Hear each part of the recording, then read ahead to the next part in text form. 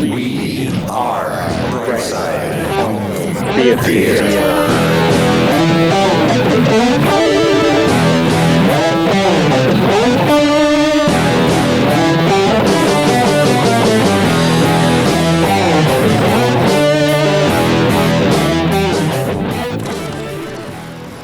Hey, home theater nerds, welcome to the Brightside Home Theater Podcast, the home theater podcast that's all about the experiences, the sights, the sounds, the scenes. We nailed it this week, guys. Nailed it. First try. First try, yeah. I've been rehearsing all week. Even when I played back the stream on Twitter for my wife, and as soon as I started the show, she knew right away what I screwed up. She's like, home theater fans. Theater fans. Yeah. Yeah. She's like, fans. She goes, that's where you got tripped up. And I go, I know. And then I started again and started with fans. And I'm like, It's like, hey, oh well. Home theater nerds. Nerds. So, It's still quite hot here. Can we not talk about fans? I know. I mean, geez. yours off. Pretty hot here too.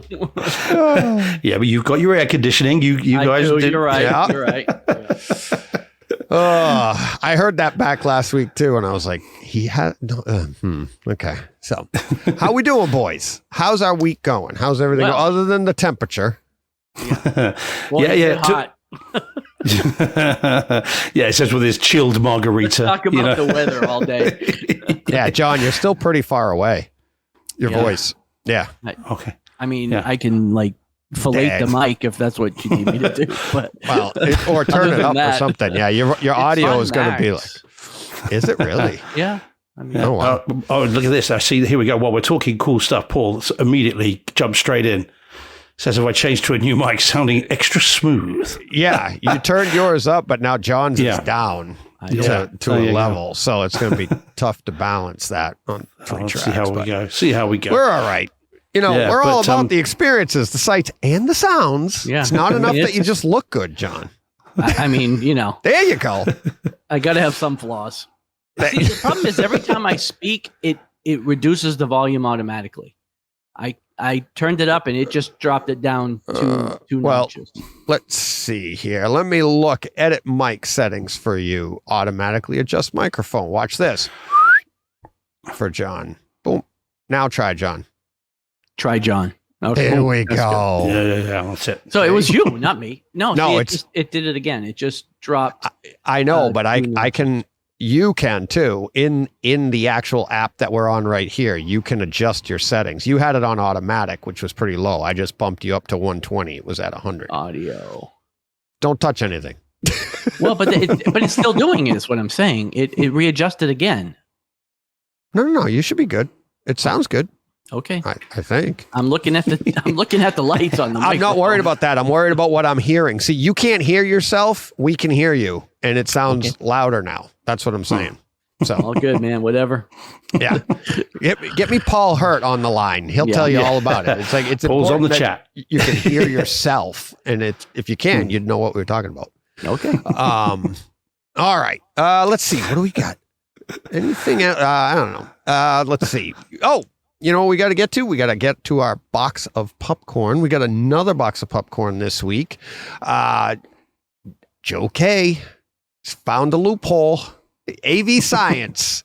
So Joe called me and he asked me about this, and I'm like, yeah, absolutely. And he's like, AV Science wanted to sponsor us. And I said, well, I don't do commercials, but if they appreciate what we do, they're more than happy to do that. And I'll mention them every week. So that's what we're doing. And I'm like, AV Science. And he wrote a thing out, appreciates you sharing your passion, and they want to support the show. So I'm like, by all means, you can support the show all you want. Like I said, I'm like, I've used AV Science. I've never bought anything there, but I use AV Science for Great information. No, but that's what I said. I'm not doing commercials, but if you want to send in stuff, or if you're a listener and you want to send in comments, like I said, it goes to the front of the show. If you want to send in anything, I'll talk about that. And that's what I'm talking about here. So it's like, AV Science. That's what he wants us to talk about. So that's what I'm talking about. So Awesome. Right? I mean, Right. he bought us a box of popcorn. I really appreciate that. And so it gets pushed to the front of the show. And I appreciate AV Science supporting us that way. I mean, that's fantastic. I told them no strings attached, no nothing. Yeah. I'm not doing commercials. And they're like, yeah, no, we like you guys and we're going to support you guys. Cool. Awesome. Cool in the gang. So John's like, yeah. Yeah, man.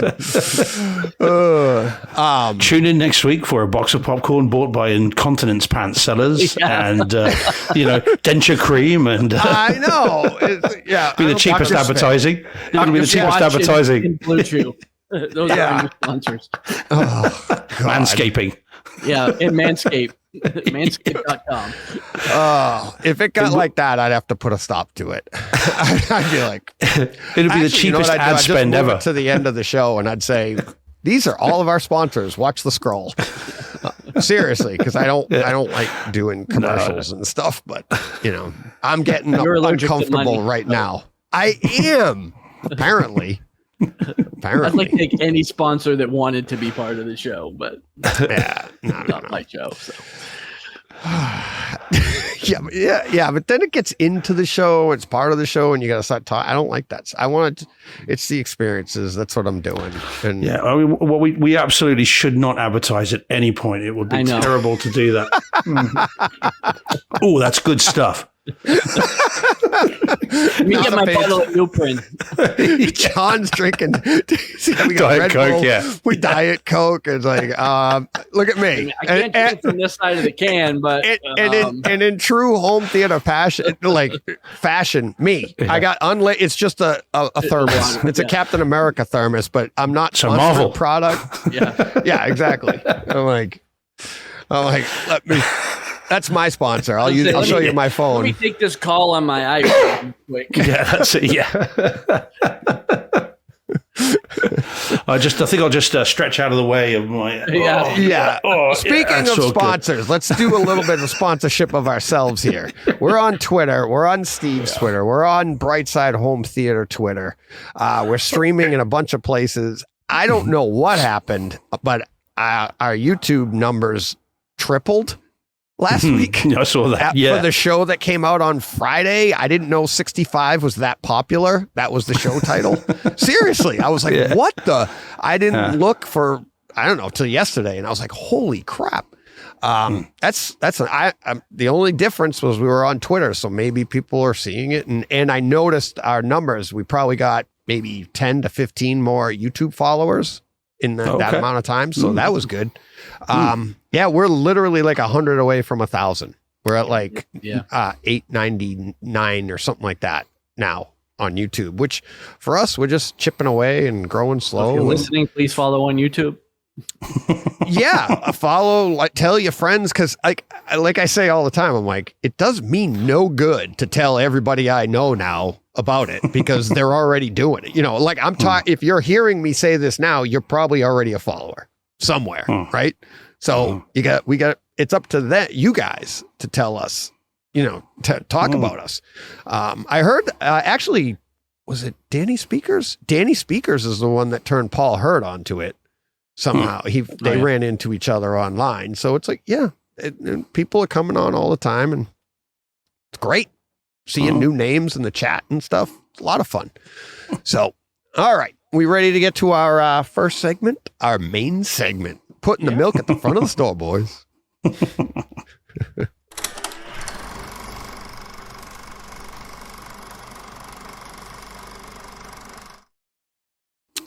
All right. You guys have control of the board. Let's go. Don't remind John. We'll all get kicked off. Yeah, I'm in full screen, so I don't have control of anything. Jeez. All right. Let's do this first. Ooh, yeah. So we haven't put the sounder in. This is Steve's House of the Dragon finished update. Right, it's all complete. Finally done it. Did nice. Episodes 9 and 10 this week. And boy, what good episodes they were. Welcome to 2022. Yeah, quite. Everyone else in the known world has Merry already seen Christmas. it. Yeah. Yeah, very, very good. What a series. It's fantastic. You guys all know that. Everybody else in the world has seen it, other than I think Paul, who I think is going to buy it in the chat. But yes, it's very, very cool. Home theater wise, the quality just continues from episode to episode. It's great. Again, no spoilers from me, but the big kind of end of episode 9 is really, really good and sounded fantastic. And then obviously certain sequences in episode 10 with towards the end of that were great as well. Lots of envelopment, the Atmos being used to decent effect for a TV show. And it's really, really good. The only downside, which we've been saying for the last 3 weeks, is it'll be 2025 or later before we see any more. And then does that mean the actors have aged out? Does this mean, or does the show itself even go away? I hope not, because it's really, really good. And it does end on a, my God, what happens next sort of thing. So yeah, really, really great. Highly recommend these discs. You guys already know that. But anyone listening needs to get hold of it ASAP and give it a watch and not wait 6 months like I did. Yeah, I got one of my favorite scenes that I used to test the HDR, test the black levels and stuff. I'll be talking about probably next week. I'll talk a little bit more about that later, I think. There's a new update out for the Lumigen, so I'll talk about that. I'm going to do a quick tweak of the week today. But yeah, so that we'll be talking about that next week. But this is an amazing, amazing series. It looks awesome. I mean, it looked awesome on the stream. It's come so far from when we were watching Game of Thrones before to what we have now. And these discs are, nothing short of spectacular. There's so much. Well, this is the thing. I mean, and just again for those listening, Paul Hurt in the chat, we just put up on the screen there. He's added. I think he must have been House of the Dragon, but it's at HOTG. So not sure. House of Game of Thrones of Dragon. House of the Dragon. To his to buy list, and says that watching Brightside keeps costing him money. Well, there you go. Costing me money too, Paul. To be fair, John, this last couple of weeks you are hitting buy. I know I'm buying a lot of full price movies lately, which I'm not want to do. But.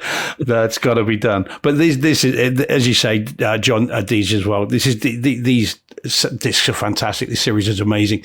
It does, and I know I keep saying it, but it really does feel to me like a Game of Thrones series 9. Season 9. Yeah. It's just such a smooth transition and really good. And again, a couple of weeks ago, I said my best friend that I've been talking about with, who said it was really talky.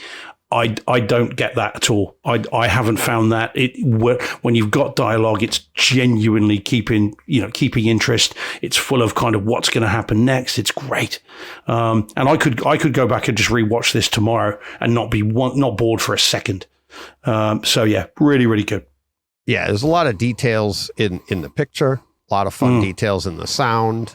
When you go back through and watch specific scenes and stuff, it's fun. When you go back and if you went and did the whole series, you're going to take out stuff that you didn't have before and see stuff. There's a lot of depth to this entire series. Game of Thrones on. So there is, although there's some stuff in episode 10 with a particular effect on a birth that it was almost too good. Just like yeah, don't have that after just eating. Don't watch it after eating. Were you guys, when you watched that, John? Were you guys watching that over dinner? I do hope not. I don't know. Probably not. Good news. Probably not. Yeah. That sequence is just toe curling and flesh crawlingly graphic. Even for a bit of a gorehound like me, it's like, yeah, that's enough. Yeah, I can't. I watch these all in my theater anyway, so I don't watch. I don't eat in my theater other than popcorn Junior mints, and snacks. Junior mints. Yeah, exactly. Junior mints, bunch of crunch. Yeah. So, oh man, yes, I don't eat in mine either. Actually, that would be interesting to know what people in the chat and people listening and watching think about that. Do people generally eat full meals in your home cinema? Because doesn't that irritate when you go to a commercial cinema and people bring an entire 3-course meals with them. I did that once. I'll take that. I did that once. Yes. Jen and I saw, what the heck? Atomic Silence of the Lambs. No, Atomic Blonde. And okay. In that type of environment, it was a really nice theater. It's over at in Foxborough at Gillette Stadium. And they have where the waitress will come over to you during the movie. And you're sitting at a table and you order before. So you get there like a half hour before, an hour before, have dinner, but then you order your snacks, but then you can page them and they'll bring you food and stuff. It was fantastic if you're there for a movie that you can take your eyes away from.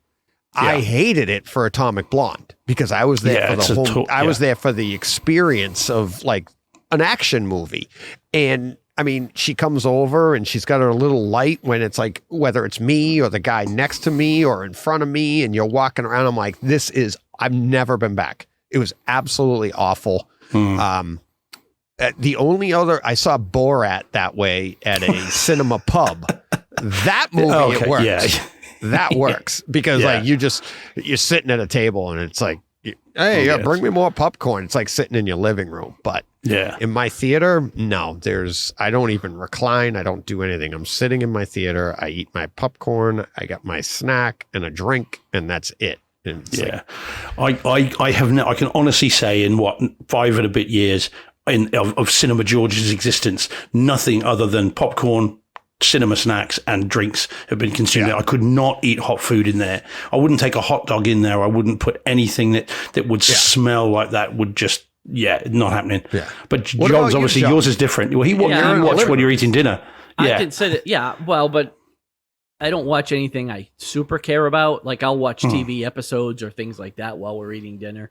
But if I want to sit down and consume the media, I wait till after we're done eating. Yeah. And then of course I watch a lot of subtitled programming, and I can't do that while I'm eating. No, because I was going to say that. If I have to be reading, keep missing your mouth.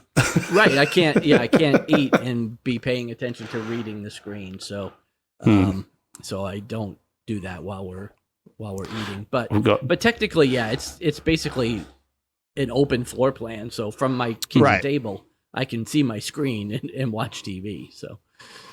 Actually, it's an interesting sort of split on the chat. Actually, so you've got Mike Schramm says he does pizza night in his theater, but that's a multi-use room, isn't it? If I remember rightly, so it's kind of but then we've got Stephen so he's got his in a family room, so snacks for movie night and dinner now and then. And then you've got the sports events are completely different. That's a great point. In my theater, I serve prime rib. In my theater, for like a Bruins game, a Patriots game, something like that, or a big event. But even back when I was having guys over like regularly, weekly, I'd have buffalo. I'd have a whole spread set up on the side. But that's lights on, sporting event. You're not watching a movie. You're watching a sporting event. That's to me is completely different. Steve, you don't even want the aroma of food in your room. So. Nope. No, nothing more than popcorn. I'd even, for World Cup finals that we've done in there and had people round and kind of, really gone to town with it. No. Eat your food and then come in and see the film unless or the movie, sports, whatever it is. What I was thinking is there seems to be a thing. So you've got Jonathan R says, so the Seed End cinema has a rule of dry snacks only. So I was wondering if there's a split between when you're watching it in a multi-purpose room or in a dedicated theater room, whether that then changes how people consume whilst watching the film, or what they consume, should I say. I feel like if I had a dedicated room, I'd be the same, cinema snacks only. I wouldn't really want people eating in there. See, it depends on the content for me. And it's like even in the new one I'm designing, everything's going to be at the back. And it's at the back. So like when we're watching sporting events, get up and and like I said, I've served prime rib that you eat at like prime rib. I've served prime rib as prime rib sandwiches, cook it the exact same way. But if you have, I have the room for a table and a long like buffet table style thing, chips, snacks, dips, desserts, all of that stuff. But then again, you're sitting down for 3 or 4 hours. It's not a 2-hour movie, Yeah. So If it's a 2-hour movie, no, lights out, just regular snacks. Yeah. And, hosting a sporting event is completely different to me. Yeah, no, that's fair enough. I mean, so Paul again in the chat says, if I eat and watch, I'll end up redecorating the sofa. Well, that's the thing, isn't it? It's, if you spilled it on the thing, I think that might be worse than the smell. If someone spilt a thing of fries or, ketchup on my cinema seats, that would be the last thing they'd ever do. And then, they'd have to dig up the body. But then you all know I'm very particular. Yeah, well, this is it. I know what to say. I know what to tell the police. And the chances are I know them. It'll be fine. Yeah. Yeah. So I would have a real problem with that in a commercial theatre, DJ. I could not stand to be sat at a table with all the clinking of the glasses and the cutlery and all this crap with the movie playing. No, I mean, you either go out for dinner or watch a movie. Right. Yeah. Don't do both. Yeah. And I didn't like, they and have I've never them here been too. back. I mean, I think they're all over the US. I mean, I've been once also, just to try it out. And we did eat dinner and we did the whole thing, but I've never been back. So I guess I didn't enjoy it that much. But we are going for different things, aren't we? We, as the movie nerds, the home theater nerds, are going for a different kind of experience to the person who goes for dinner and a movie together. Right. So, I suppose we've got to allow for that. Yeah. Oh, yeah. Yeah. I've never been back. So no, not for me. Yeah. I've never been to one. I don't recommend it. All right. What do you want to get to next, John? You ready? I think we have all the same stuff for the most part. No, you've got two. You've got two specials. Oh, do I? Okay. Yeah. Yep. So, John, you want to talk Warrior? This? Warrior. Yeah. What was this? Well, the problem is, you know what I discovered because of taking these pictures? That they've done away with static menus that just tell you what the movie is. Now everything's a moving, rolling movie while you're there, and trying to take pictures of it is pretty annoying. But yeah, this was Warrior, 4K disc, so 4K HDR, Dolby Atmos. I basically had never seen this. I bought it because Steve talked about it a few weeks ago on the show, and it sounded like something I would enjoy, and I sure did. Yeah, this was really, really good. Very formulaic. I feel like you saw what was going to happen from the second the two brothers were on the screen together. It's like, okay, that. So everybody else they were touting in the fight that was the guy to beat, you knew they were all getting beat. Spoilers, I'm sorry.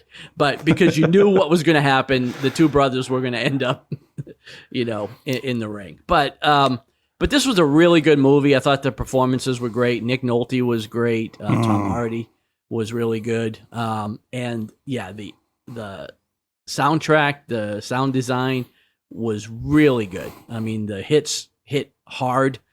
You could feel the hits. Tom Hardy, he was like a freight train. And it felt like it every time he got in the ring. And I thought the picture quality was great. I thought the audio was great, and I thought it was a great movie. So I'm really glad that I picked this up. And I had never heard of it, honestly. I missed it completely. And I was thankful that you brought it up because because I enjoyed it. Yeah, it's basically MMA Rocky. It is. Just with the extra brotherly bit to it to make it a little different. But as I remember rightly, I think Nolte was either nominated. I don't think he won, but I think he was nominated for that performance. Best supporting, I think, and of course with that sequence in the hotel room when he, when you see that he's been drinking and he cuts loose, just is riveting. You can't take your eyes off it. And I think him and Hardy really do, they just bring such you sense the history between them, even when they're not using the dialogue. They're just such a cleverly done thing. And this is one of the movies, I've got to say, rather embarrassingly, because now we're on Twitter as well, everyone's listening. This is one of the movies that pretty much always makes me roll a tear at the end. The line, "It's okay, Tommy. It's Okay. Right. Just, oh man, I don't know what it is. I've no idea why, because there's no obvious emotional connection. But when I hear, I think it's something to do with this absolute beast who is just lets go.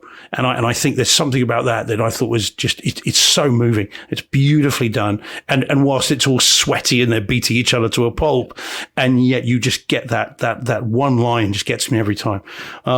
So I'm not going to lie. I really, really crave like 5 more minutes at the end of this movie. Yeah. Like one more scene. Yeah.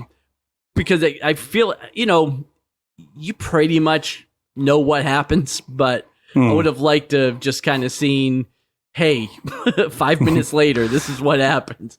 But the sign of a good movie, isn't it? That it leaves you wanting more. But you'd never want a sequel. I wouldn't want to see another one. No, this is just, as it is great.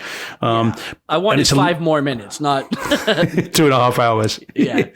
It's a Lionsgate disc, isn't it? So of course you get so you get the really good the Atmos on every Lionsgate disc is fantastic, and is really beefy in this. And the picture, I think it's grainy, isn't it? It's quite grainy at times. It's been shot down and dirty deliberately. Yeah, but I think looks again, good. it was intentional. Yeah. Mm-hmm. Yeah. Yeah, no, it's really, really good. Have you seen it, Deej? I'm assuming you have. Really? Well, yeah. Nope. They get wow. My kids gave it to me for Christmas a couple of years when it first came out many years ago. And I knew everything about it. And I'm like, I'm not watching it. It's way too close to home for me. Okay. Like I knew it. I'm like, I know like everything you were saying. I'm like, that's why. And I'm like, listening to you guys. I'm like, John and I have had this conversation. We watch movies for different reasons. And I'm like, I was going to say, you know everything about it. You've seen Maverick 97 times, but now I know what you're saying now. But you know what I mean? Like I mean, it's just, no, and no. And so I was like, it is, I could get into it more, but Van Gool says Warriors $12.99 at Best Buy and Steelbook is $19.99. So. Yeah, I think I got it. It was a pretty good deal on Amazon too. I think I paid $13-14 for it. So yeah, it's well worth picking up, guys. I mean, again, I DJ, so I mean, obviously, I get what you're saying, and if it hits close to home, then that's fine. No. And here's the best part: I own it on disc. I own it on Kaleidescape. Wait for it. Why'd you buy it on Kaleidescape? Yeah, because I know the movie. I love the movie, and it's not the movie; it's me. So someday I probably will get to it. Like I don't know. I mean, floods of tears, Deej. Floods of tears, mate. I mean, I've got this disc I'll never watch, but let me buy it on Kaleidescape. Somebody just like me and my buddy were talking about the premise when it first came out, and he's a black belt in MMA, in jiu-jitsu, and I was getting emotional. I'm like, how the hell am I going to push play on this thing? I can't. Yeah. Oh no, I get it. But it's really good. And again, one of those films that definitely makes me well up every single time. Yeah. I'd really like. I must have seen this movie 10 times. I must have done. And again, I had it on Blu-ray, and I picked up the 4K disc as soon as it was available. I don't think it's out here yet. I know I imported it. Pretty sure it never came out here or hasn't. Lionsgate just don't release many 4K discs over here, it seems. So those over here, it's worth importing. Those over there, for that kind of price, you absolutely pick it up.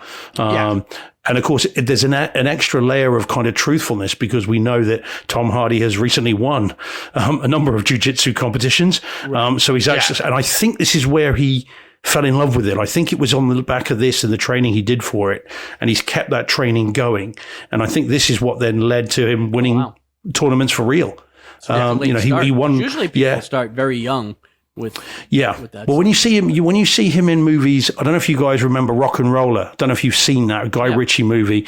And if you see Tom Hardy in that, he's skinny, he's small, he's nondescript.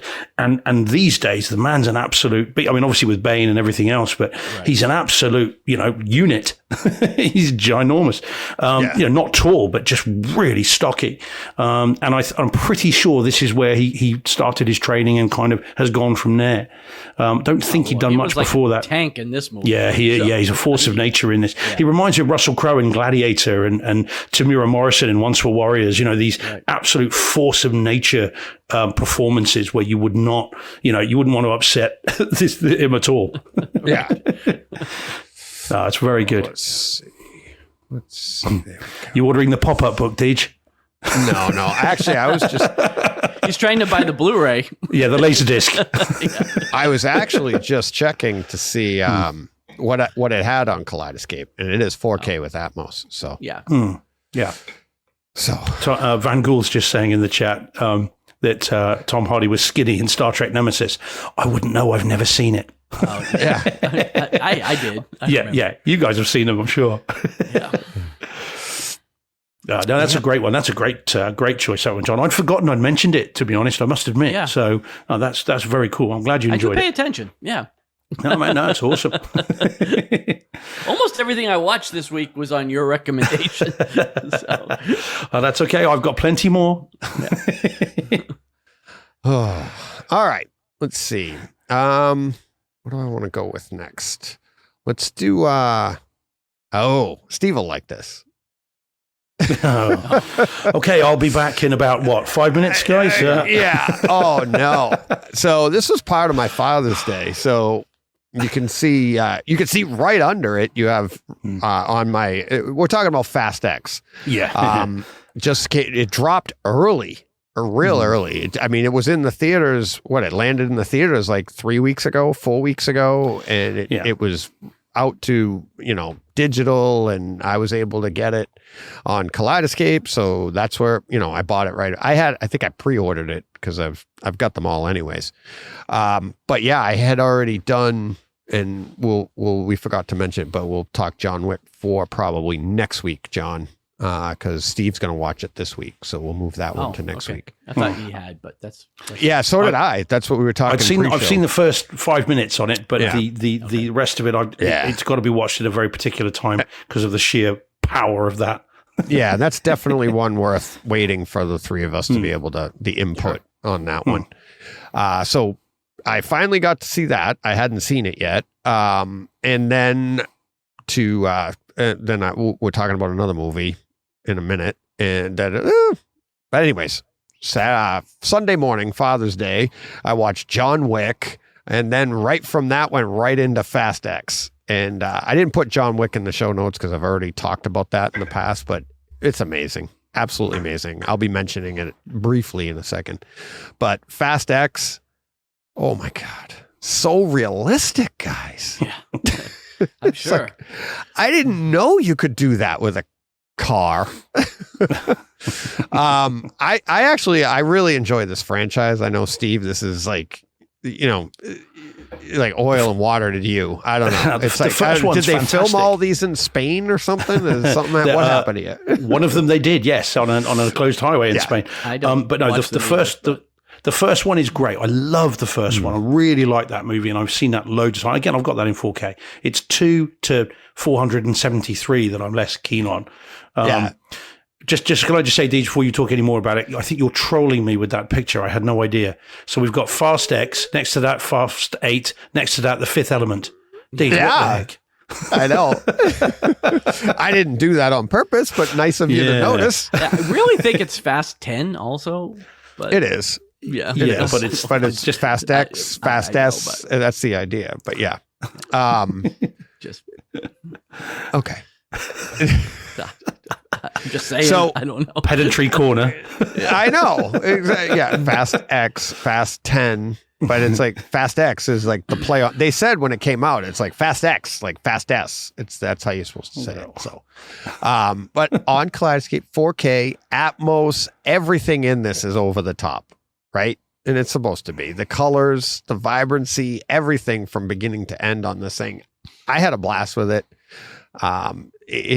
I really liked the movie itself, how they tied pretty much the entire franchise. They tied it all up into this episode I guess we could call it. This is legitimately what it is. It's turned into a series instead of a movie.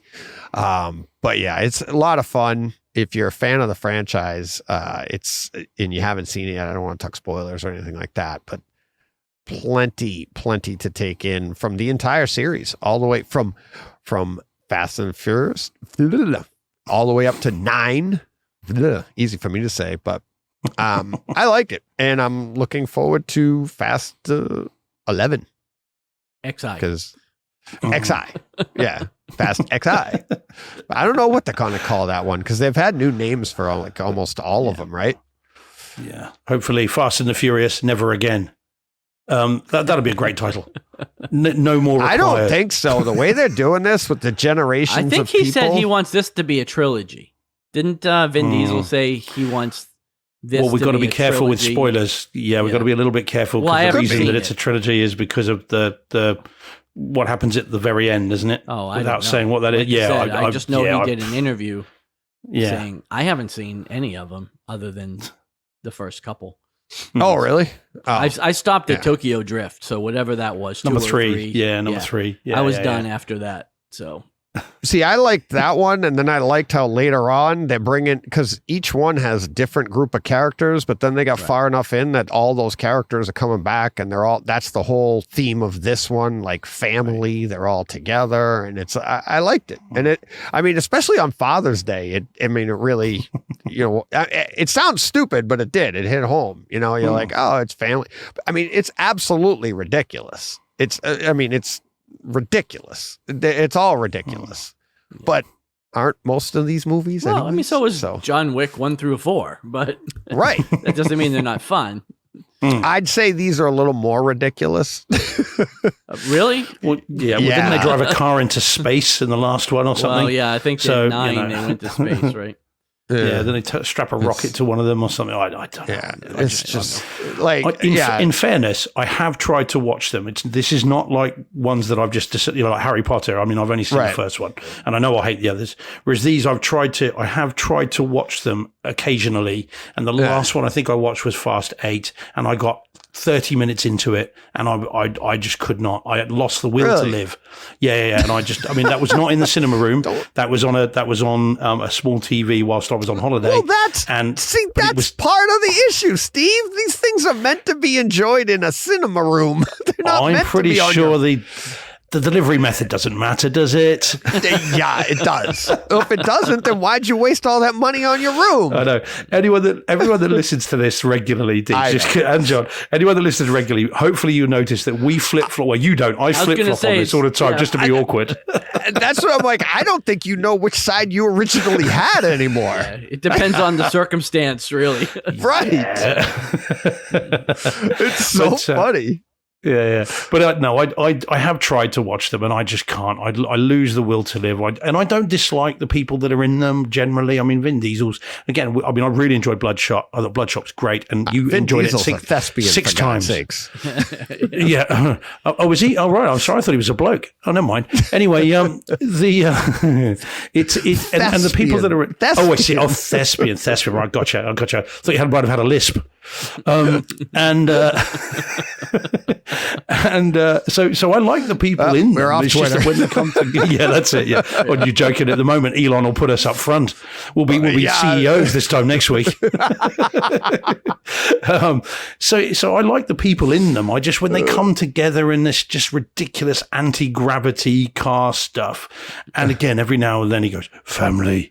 And it's all a bit, okay. And I don't know. Like I said, the first one's great. The worst just get progressively worse. Hey, Jonathan R., you're a legend. Jonathan R., I love it. And I can say this because, I love this. I'm with Steve here. I've never seen any of these and never will.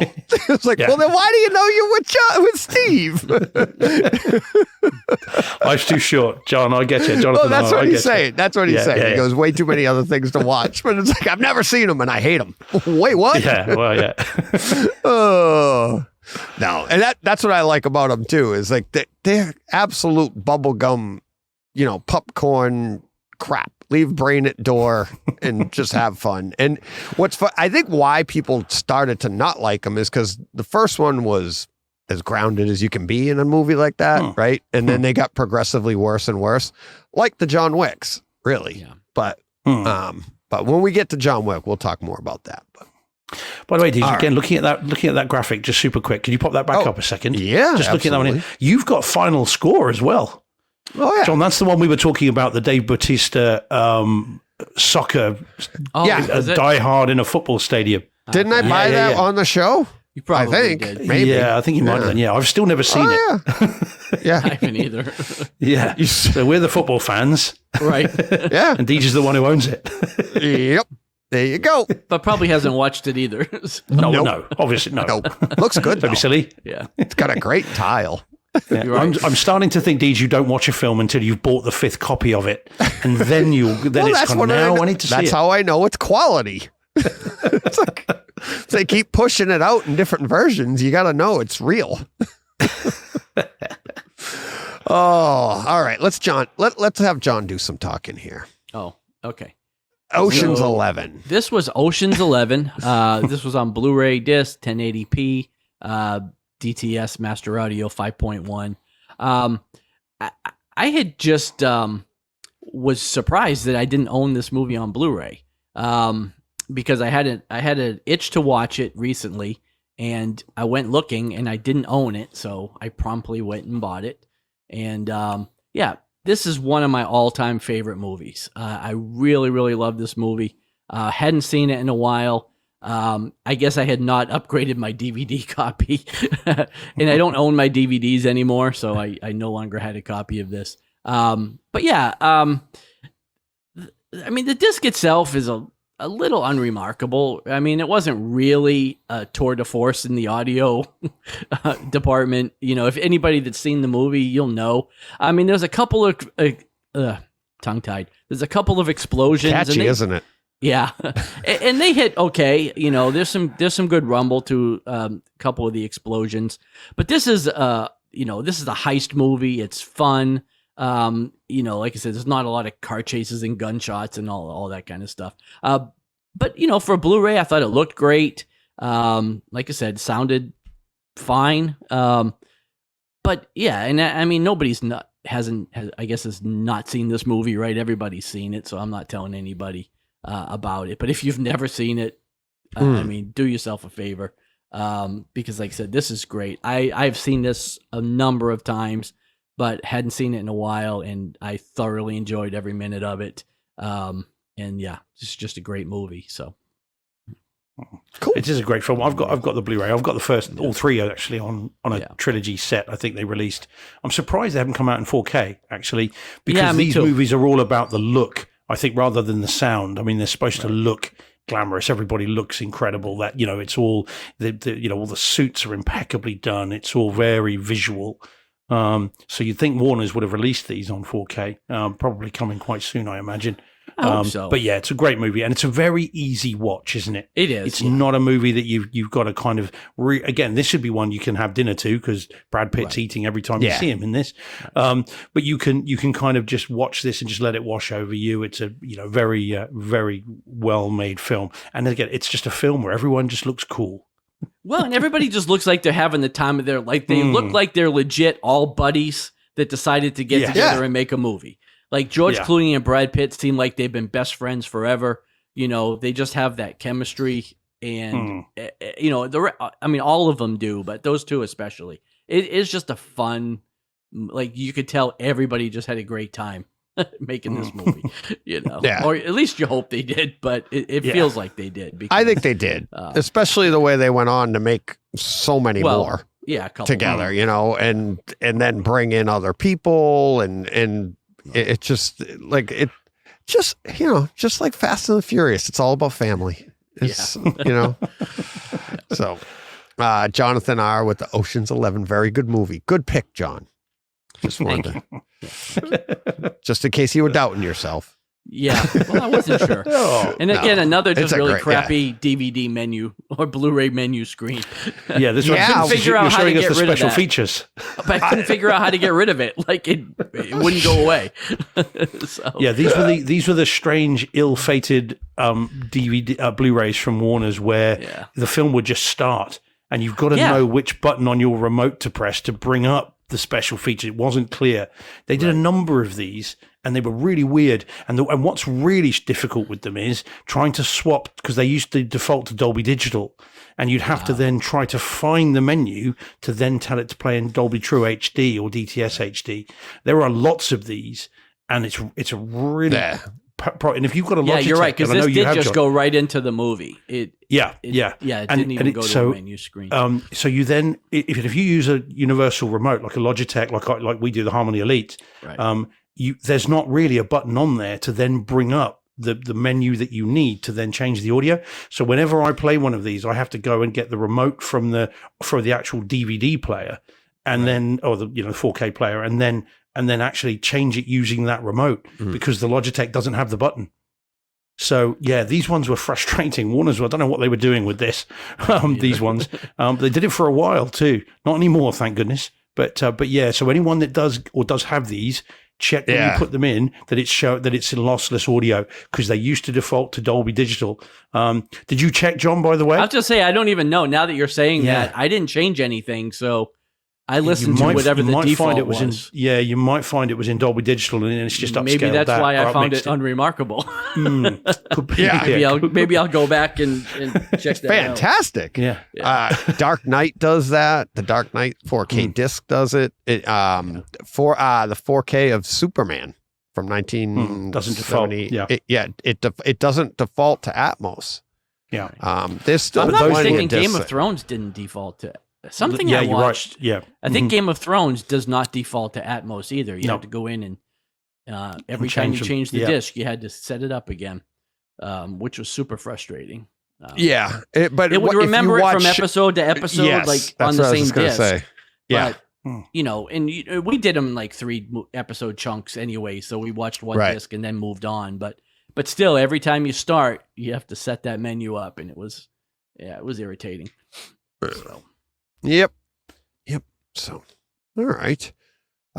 Steve, you don't have anything else on its own, right, Steve? Avatar. Oh, there we go. Yeah, you're right. Sorry. Just to let you know, guys, my system just did what it did a couple of weeks ago, and it all went black, but I can still hear you. So if it goes dark, hopefully you can still hear me and I can hear you. Yeah. Yep. I don't know what that is. That's weird. It didn't do it last week. It did it the week before. Okay, so this is Avatar on Disney Plus in 4K HDR with Atmos, the original Avatar, not Way of Water. And so it dropped on Disney Plus just over a week or so ago. And it's taken me that time to get enough sittings to be able to finish it all. And now I know, John, this is one of those rare occurrences where we differ on this one. Yeah. Because I really like this film. I get why people don't get me wrong, but I really like this movie. And I've been able to experience it with Viewing Buddy, and just kind of watch it again and again. I've seen it more times in the last 12 months than I've seen it ever, I think. But this guys, and I mean, you guys are of course all lucky because it came out today, didn't it? There on 4K disc. Yeah. We don't get the original Avatar until first week of July. So we get Way of Water next Monday, yesterday, and then we don't get it's a couple of weeks before we get the Way of Water. Now I love this film, I really do, and I unashamedly, unabashedly really like it. And this stream is the first time I've seen it in 4K and in Dolby Atmos. So because I haven't had the disc yet, although I'll be getting the disc when it comes out. This stream is fantastic in my view. And I know, Deej, you've got the better version because we were texting about it. But until the disc gets into my sweaty mitts, this is the by far the best this has ever looked and sounded, and it looks and sounds fantastic. And I've seen this movie enough to know it backwards. I know just about every line, every scene, everything in it. And from second one, right from where you get the flying through the jungle and that sort of the kind of choral music, as soon as it came on, it went up into the overheads, the room filled with sound. And I just, again, the biggest, dopiest grin just spread across my face, and I was just wow. And then that goes for nearly 3 hours and didn't stop. I noticed effects that I've never known before. Bits where you've got right at the beginning where Jake comes off the transporter and you first see the APC walkers. That walker now comes over the top of the screen. As it comes, it comes from the rear right over the top of the screen and then into the distance. And that I've never heard before. You can hear things in the background, dialogue that I couldn't hear before is now clear, and you can hear what's being said. It's 3-dimensional. The details on the stuff, bearing in mind this movie is 2009, so it's not a new film. The details in the creatures, details on the Na'vis, facial textures and everything else is just ludicrous. And as I was watching it again, viewing buddy who's seen it a few times, and it was just like, look at that, look at the oh my god, look at that, and just all the way through, just geeking out about how good it looked and sounded, and putting it back and listening to bits again and going through it again and again, and even saying, look how 3-dimensional that is, look, pause that, look at it. It was fantastic. And all the reviews tell me the disc is even better, way better. So I mean, I can't wait. And as I said, I get that people don't like the movie, but for those that do, the stream is fantastic. So roll on the disc. Oh yeah, it's you had, when you texted me about it, I put it on. I only at the time we only had the HD on Kaleidescape, so I watched that. But you had said the Disney stream was fantastic. So I immediately went down to my theater. I wasn't in my theater. So, and I wanted to start with that, like your perception of things when you first come in, So I go down, power up the theater, go down, put on Avatar on Disney Plus. And like you, I was like, holy crap. This looks amazing for a stream. And I started thinking, I'm like, did they do something different here? Did they find a new way to stream? Did they do something? Yeah. And it's like, it looked amazing. It sounded amazing. I watched those scenes that we were talking about, and it's like talking about the opening. And then we went to the scene at it's like chapter 10 with the where he's keeping them back with the fire, right? Yeah. Yeah. And so we're watching those scenes, and I'm like, this is incredible. I'm like, let me check it out on Kaleidescape and compare it, because I knew I only had the HD. So I switch over to the Kaleidescape, and I was like, well, wait a minute. I'm like, all right. And now the Kaleidescape wasn't as crisp. It was good. Like the stream just had a really nice crisp line, and if you'd have to be here to see what I'm talking about, but you could see a slight difference in like the lines off, like any edge work looked just crisper on the stream, but the dynamics of both the picture and the sound were so much better, even in the HD. It's like there was so much, like the colors were just more vibrant when they needed to be. And then especially when they weren't in like, when they weren't out in the jungle of Pandora, that's super vibrant anyways. Right. But when they're at the base, those pictures, there was you could really see a difference there in picture. Audio wise, typical streaming. It is compressed. You can hear that it's just not as dynamic. It is very, very good. It is very hard it's not very hard. I shouldn't say that, but you'd have to go back and forth to hear the difference. But if you're not doing that, the stream is very good. Okay. Avatar, it came out 4K today on Kaleidescape. Yeah. Yeah. Mm-hmm. Holy cow.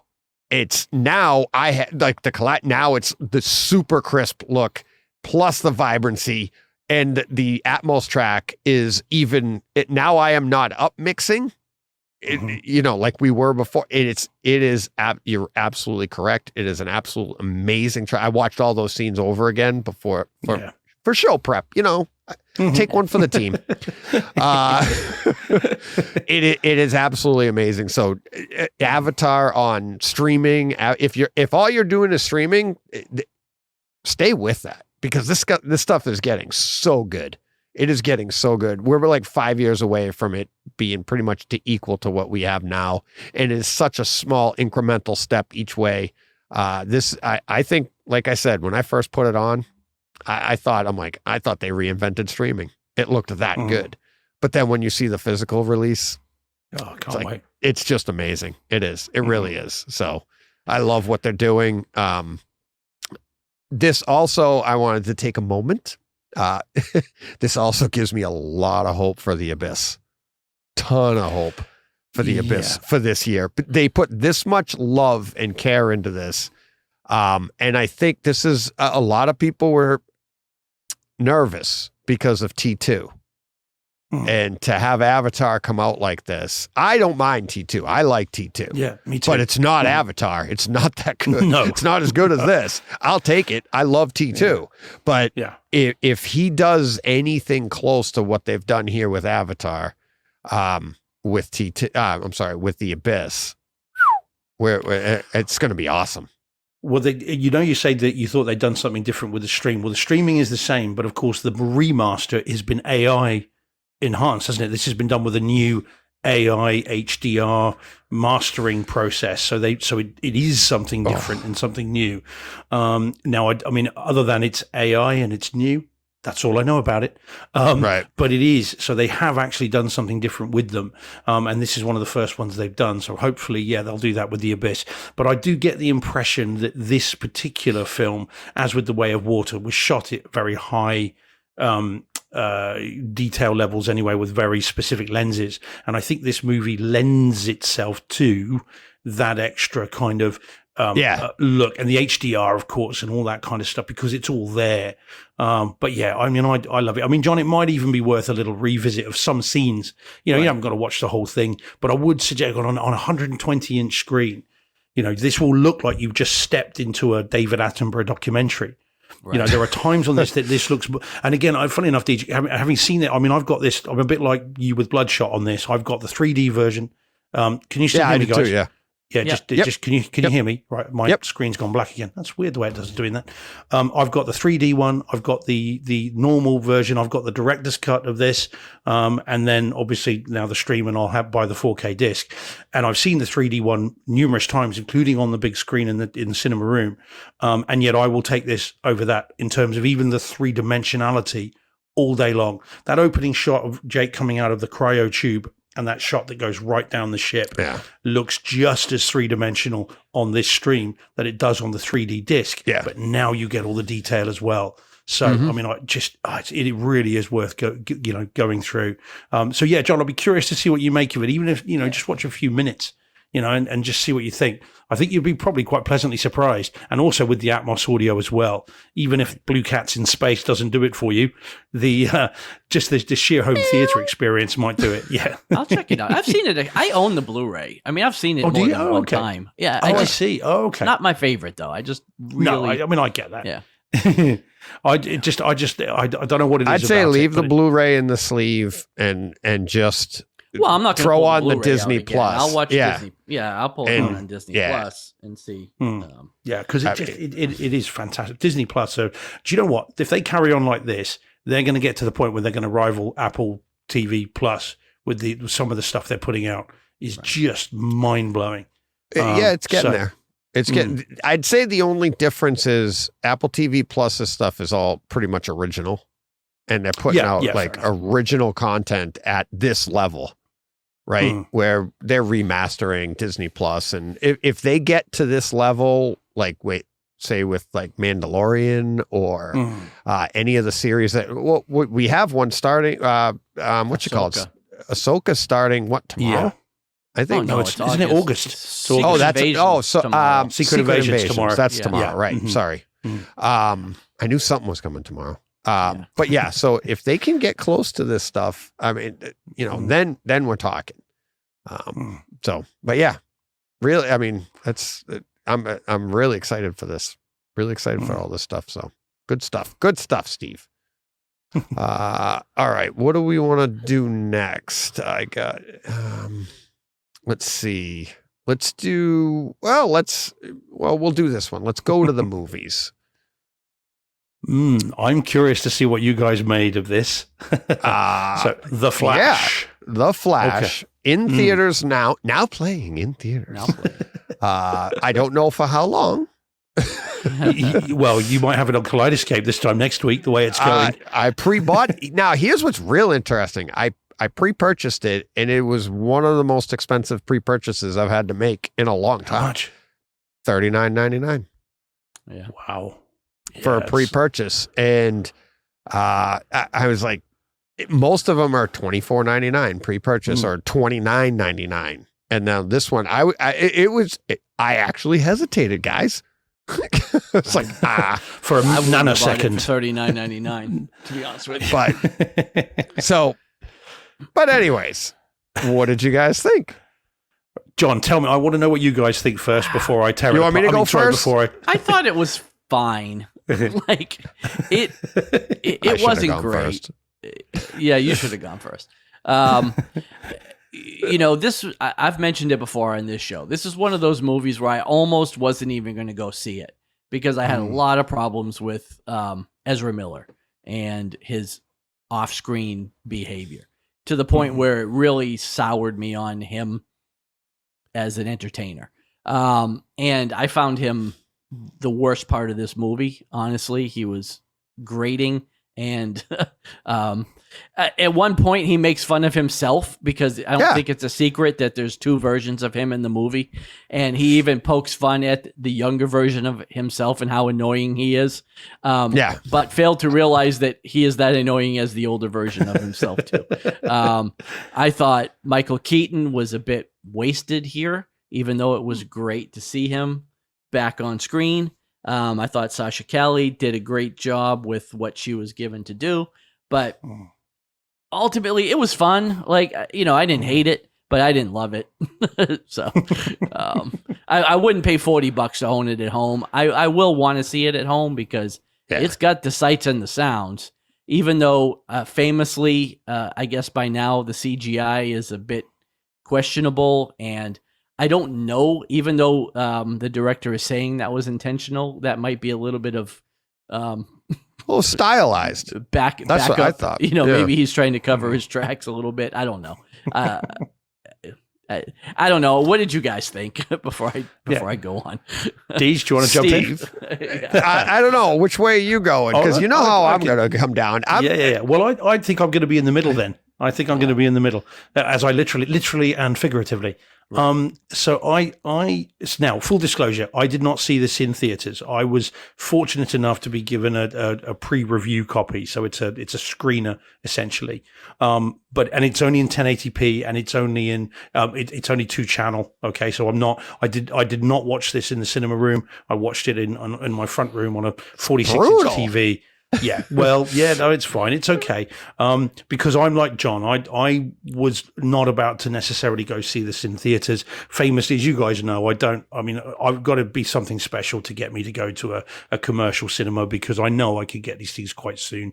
And so I saw it. Now, I liked it. I did like it, and I'll definitely buy the 4K disc. As soon as it comes out, I'll get it.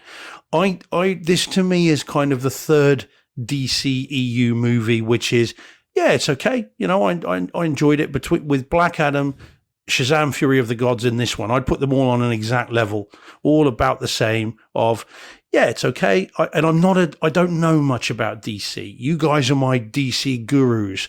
I know Superman and Batman and the Flash and obviously the Justice League, and then that's about it. I don't go deep on this stuff. I haven't ever read the comics of these, so I don't have much of a background to it. But I did enjoy it. I agree. I think even on the small screen, the CGI looks ropey. I mean, there's no getting. I mean, there's no getting away from that. It does. Although bearing in mind the opening and some of the things that he is saving, I'm not sure you'd want that to look too realistic. I think you get anxiety. Right. It's still a little bit of anxiety when, something goes in a microwave, but still, there's a little bit of, not comfortable with that. Right. I did, there is some fun to be had. Keaton again, is no secret that he's in it. And it is good seeing him in the bat suit. It is good seeing him kind of, utter those immortal lines of I'm Batman and, let's get nuts, which is quite cool. And the other cameos, which we won't spoil, but everybody knows there are cameos in this, were fun. And there's some, and of course, as Kevin Smith fans, there is some fun to be had there as well. And so it's fan service. And it doesn't really mean anything, but it's nice to see, and it's okay. And I think on the basis of one and done, I'm okay with it. I agree. I think as well with Ezra Miller. I mean, he is irritating at times in this, and I think certainly if you're not an Ezra Miller fan, double Ezra Miller is only going to upset you even more, as you found, John. So he's okay. And by the way, I thought that the stuff at the end. Again, no spoilers, but resolution with the character that he is trying to save. I, as someone, of course, who went through something a couple of years ago.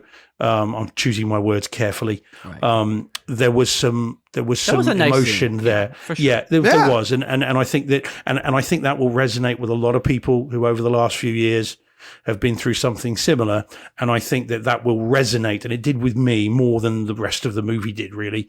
And so I'd put it on the same level as Black Adam and Shazam, Fury of the Gods. They're okay, and they're blinking, they're gone, because that's the end of it. There's everything's going to be different from now on. And so if this is how the DCEU ends, I haven't got a problem with that. I think it certainly could have been worse. But it could have been better. So I reckon I'm in the middle. Go on, Deej. Tell us why it's the greatest movie ever. I never said that. I'm kidding. I'm just kidding. No, it's not the greatest movie ever. I don't absolutely love it. But I thought it was very well done for what it is. And both John and I know the comic it's based off of, Flashpoint. And, yeah. Mm-hmm. Have you read that, Steve? No. I've just heard of the name. Which is really only loosely very, very loosely based on Flashpoint. And that's what I said online. I said it on Twitter. I said, this is nothing like Flashpoint, as a matter of fact. Except that he goes back in time to save his mom. That's it. But I've seen a lot of stuff on social media being like, this is horrible remake of Flashpoint. And I'm like, if you know anything about Flashpoint, this is dead on. Because it's multiverses. This is just one version of Flashpoint. You don't have to, that's the beauty of making a movie about Flashpoint. You don't have to nail it. All you got to do is anything, and you'd be like, it's just a different universe. So you have that out. So you could say whatever you want. And that's what I'm like, if you truly cared about Flashpoint, you would get that. And that was the idea in this movie. And they're showing you, I mean, I thought they did a great job in melding everything together so that everything going forward, you can always have that in the back of your mind, whether it's, Matt Reeves' Batman or Christopher Nolan's Batman, or it's, we go Michael Keaton or any other Batman or any other superheroes in DC universe. They're all there, including new ones. So I really liked it. I thought it's a fun way to push things forward for DC. Ezra Miller, I thought you were going to reference the other part. I don't have a problem with Ezra Miller. He has issues. He has mental issues, and those are real. He's dealing with them, and they put that in the movie, and I thought it was hysterical, and I thought it was a great way for him to be like, it's early on in the movie, and he says, talking about the Justice League and talking about By the way, I don't want you to get canceled, DJ, but it's them, not he. Okay. I'm just saying, So thanks for bringing it up. I don't know. Well, I mean, he'd have to cancel me, so I'm not too worried about it. But anyways, so. I'm just putting it out there in case somebody sends you an email. Because that's how they want to be referred to. That's why. Okay. I'm not paying attention to that. It's I'm just saying I don't know, but what I'm saying is they put welcome to the pronoun game, fellas. Yeah, exactly. It's anyways, he made a joke about it. He said something about the Justice League not being very good with mental health or something like that. And it's very early on in the movie. And I thought it was hysterical. So they address that stuff. But all of the characters, everything about the movie, I thought it was just fun. It's a comic book movie, and it pushes DC forward in a way that I think is going to be a lot of fun. I mean, there's a lot of good cameos in here and a lot of stuff that we'll be able to reference in the future. And then the home theater side of it is going to be a blast, absolute blast. Like you guys, everybody said, and it's, I didn't have a problem with the CGI. It wasn't exactly, I thought it was just stylized, and it wasn't what I was expecting. I'll probably go with you there. But I think they were trying to do something, and I don't want to get into spoilers. They changed a couple of things that I thought were weird, but kind of cool. Especially dealing with the Speed Force. But it's just a fun movie. It's comic books. Worst things can happen, so. Well, we're all getting the disc. So, in that respect, it's succeeded, hasn't it, I suppose? Yeah. Yeah. Yeah. No, I'm looking forward to seeing it again. I will see it, definitely another couple of times at the very least. It is what it is, and again, I think it's the end of an era. James Gunn's not going to be going anywhere near this. And if he was tempted to before, after the weekend's box office, he's not now. Yeah. So they'll be going that way. It was less than 60 million. Yeah. And that was that was a low ball. It was like 57 million, which was way lower. It won't even do what predicted. Black Adam did, is what they're saying, which is low. Yeah. For the same cost. And for the budget of this, this was like $300 million or something crazy like that. Yeah. So they're gonna. So James Gunn, whatever speedy direction the Flash was going in, James Gunn is speeding in the other direction. Right. Yeah. I suspect Warner's wish they could go back in time. I read an article I was reading an article yesterday that said the likelihood of a sequel depends on the box office success of this movie. Isn't that always the case with like is that like news to anybody? Like, isn't the sequel always dependent on how the first movie does? A journalist somewhere had some copy to write, right? Just like fill some space. Really, it's like, tell me more about this fancy concept of Tell me more about whether the Pope is Catholic and whether the bears go defecate in the woods. This thing was that's why I had it as like my most anticipated movie of the year. And it wasn't because I thought I was going to love it. I had no idea. This movie has been so delayed, it's had so many issues, Ezra Miller being one of them, being like, they delayed it for that. Well, there was question at one point of whether it would even come out. Exactly. Right. So. And that's why but I do love the Flashpoint story, and I wanted to see what they could do with it. I get the impression that this hews as close to the Flashpoint story as Civil War did to the comics. Exactly. Marvel's, it's just a jumping off point. It's not, It's not meant to be, a retelling of the comics in any way, shape, or form. But I've never read Flashpoint, so I don't know. Civil War I had read. So this not even. It's not even close. There's nothing. Can you think of anything, John, that's like? Well, no. Other than the core principle of him going back in time to save his mother, that is what Flashpoint is about. But everything that happens in the comic is completely different from what happens here. To the point where you have Thomas Wayne. You've got, Atlantis and in the book, and the Amazons at war with each other. The book has got all kinds of stuff that just didn't happen. I actually thought that this got a little more confusing than the book, because they actually introduced, and I don't want to get into spoilers, but they introduced more stuff than I thought. At least the way when I read it, I've read it a few times. I read it in the comics, but then I also have the large Ultimate Edition that is just gorgeous. But it's completely different. So, all right. Let's see. All right, let's get to, we'll wind up. All we have left are these last two, right? Mm-hmm. But they're good ones. Yeah, they are. All right, let's go with this. on Netflix, dropped on Friday, Extraction 2. And I was really, really looking forward to this. And I'll start. I was thoroughly disappointed in the audio in this. It was awful. Absolutely awful. I had to get up and check and see if my subwoofers were on. And this is why the one that I love the movie. It had some really good Atmos effects. It had great pans. It had a lot of fun. I really enjoyed the movie. I enjoyed the sound, what I did get out of it. But I felt like the entire time this thing wasn't like, it's almost like my subs were off and I was watching this movie through just my speakers.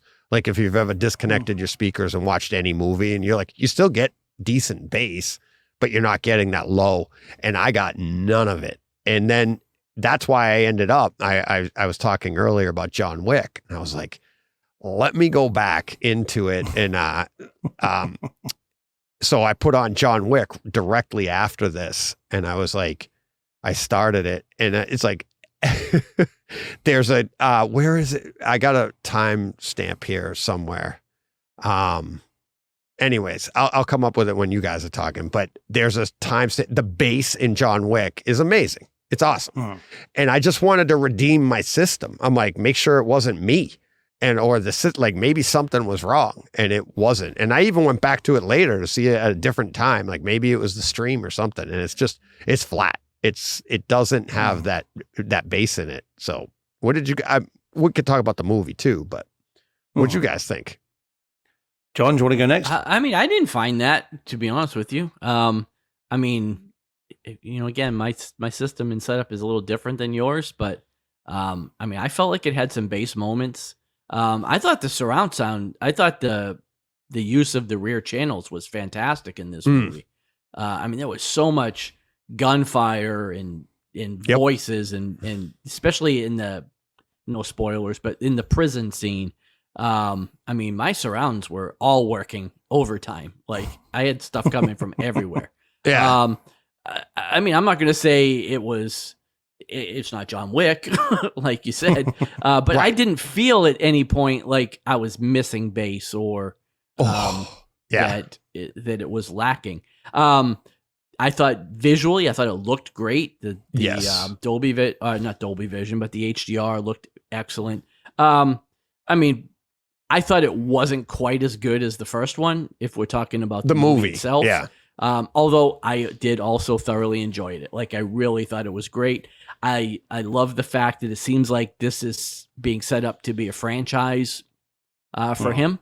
Yeah. It definitely feels like there's an Extraction 3 coming based on the way this movie wraps up. Yep. But yeah, I mean, overall, I thought it was good. I didn't feel like I was missing anything. I thought the use of the surround channels was fantastic in this movie, and it was very fun. Like, I really enjoyed it. So, yeah. So for me, then, for the film, now Extraction, as I said, I think last week might have been the week before. Extraction is my most watched movie on Netflix. In terms of most often, I've seen Extraction 5 times on Netflix. Wow. I just really like that movie. It's great. Next to that's Army of the Dead, which won't surprise you at all. Right. But Extraction has been my most one, more than Six Underground, all of those. So I was really looking forward to the second one as well, and I watched it Friday night. I made time to watch it. It was like, this is going to be great. In terms of the movie, I agree. It's not quite as good as, again, can you hear me, guys? My system's gone off again. Yeah. Yep. Okay. So again, not quite as good as the first one. I think at times it's video gamey. It's like, take out the next level, get the next helicopter. Wow. And, did you? So let me jump in here at what the hell? It's like 28-minute mark. Did you pick up on that? It's like from the 28-minute mark till the 47. I think so, almost 20 minutes. It's supposed to be one shot. It's a one shot thing. Yeah, which it's And not. But it's not. It's not. Yeah. Just like 1917, they mask it with their pans into smoke and stuff like that. But it's that one shot, and it's very video gamey where they have the shot over. And we're going to talk more about that too when we get to John Wick 4. But there's shots of like you can hear the other characters in the headsets, right? But you hear them at the back of the room. Like John was saying, super active Atmos track, using the full room. But it did, and that's what made it feel very video gamey. And it's like, I mean, it really was. It was, but that one long shot I thought was awesome. I thought that was so much fun because you're like, it brings another level of immersion because now you're looking for where they can be cutting. You're looking for everything. And it's like, I mean, it's super over the top too, much like, Fast and the Furious or something, but a lot of fun. I thought this one was more over the top than the first one. Oh yeah, this is pushing it to another level. But there's a lengthy, so-called one shot in the first one. There's a car chase which goes into a fist fight, which then goes into a thing, and that's about 12 minutes, I think, is that one, which ends with them getting hit with a truck. But it felt video gamey because he was almost literally going to different levels. The helicopter bits on the train genuinely felt like take out that helicopter, And if you played enough video games, that's exactly kind of how it goes. Right. So it was video gamey, but I did enjoy it, and I thought it was good, but not quite to the level of the first. But I did like it. Now, in terms of the home theater side of it, video wise, we're all in lockstep. I think we all saw the same thing and got the same levels of detail and everything else. So that was great. Audio wise, I'm in the middle again between you guys because I thought at the start there is a sequence on a train which culminates with helicopters and various things. It's not a spoiler; it's in the trailers. And I thought that the bass was lacking in that. And I was thinking, okay, I'm not quite getting this. There was a little, as that sequence ends, there is a everyone's favorite, with me anyway, is that there is a Gatling gun used or something similar, and there was a little bit more bass in that. And I was thinking, oh, okay, all right, maybe this is deliberate. They're trying to ramp this up as they go. But yes, I was thinking, I'm not getting the punch here that I normally get. And yet, as it went on, I felt the bass levels got better because there's then another helicopter scene, which is very reminiscent of The Matrix, actually, in terms of that. And that actually had some punch to it, I thought. And I felt that the first time I watched it. And then the next day, I watched that scene again because I watched it quite late at night. And so the next day, I watched that again at my normal listening, so a little bit more than I normally would. And that actually had some punch to it. You're not talking John Wick 4, not talking Lucy or anything like that. No. But there was some heft to the bass. It felt like big guns being used and it was moving around. So I did get some decent bass at times. But also other times I didn't. So I'm, as I said, I'm in the middle. I wouldn't say there was no bass, and I wouldn't say there was really, really good bass. It was just kind of in the middle, and it was, okay for what it was. The surround channels thing, I noticed a couple of things which was quite fun. It was very discreet at times. There are a couple of sequences I noticed where, as you guys know, but those listening might not, but I've got a 7.2.2 Atmos system. So what I noticed a couple of times, which I don't normally, is that the rear left and rear right, not the side surrounds, the rear left and right, there were sequences that played out entirely in those two speakers. So there were sound effects moving, bouncing between those two that I could localize that I don't normally, and that was very cool. I'm like, oh wow, I know exactly where that is, and I can place that, and that was quite different for me. I thought that was quite clever. And I noticed that even as I was watching it for the first time. They're having some fun with placement of the sound field in this. I did think it was good, but not to the level of the first one. And I'm sure, again, I tweeted out as soon as I'd finished this, what I wouldn't give to have both of these on physical 4K disc. I would absolutely love to be able to have those because I think they'd be very special. Absolutely. But I will watch this again and again. I mean, funny enough, a friend of mine wants to see one again and then hasn't seen two. So I'm like, right, well, come around and we'll watch it properly. So I'll be doing it again for sure. And that'll be 1 and 2 probably in the same night. Yeah, Nice. it's if we could get the bass that you're getting in Avatar or get it that you're getting in any of the other streams, there's some others. I mean, even Tomorrow War's bass was fantastic on the stream, right? And even Six Underground had really nice bass. Some where you're getting some tactile, and that's what I'm talking about. I'm not talking about like, can I hear it? I'm talking about the stuff that you can feel, the stuff that you'd be like, all right, I got a rumble in my seat or something. And there was like next to nothing. So it was almost like below 80 hertz. It was like, like I said, like my speakers were doing it, which can still give you a good bass. I mean, it still was a fun experience, but it just felt like my subs weren't active. They weren't doing anything. And I'm crossing over at 100. So they're doing, my subs are doing everything from 100 down, which is fine because it's still going to, if it's only giving you 80, then my subs are giving me the 80, but you know what I mean? It just was. And then when you go to, like I said, I went to John Wick and I made a joke. If you want to get the joke, go to 1948 of John Wick. There's more bass in that scene, at 1948, there's more bass in that. And then, and trust me, you'll get the joke because it's anybody wants to email me or DM me what happens at 1948 where you can hear the bass, and that's what real bass is about. And right there in the dynamics of what bass can be, and it's a pretty funny scene in the original John Wick. So, if you want to just rearrange your room, just listen to the first 5 minutes of John Wick 4.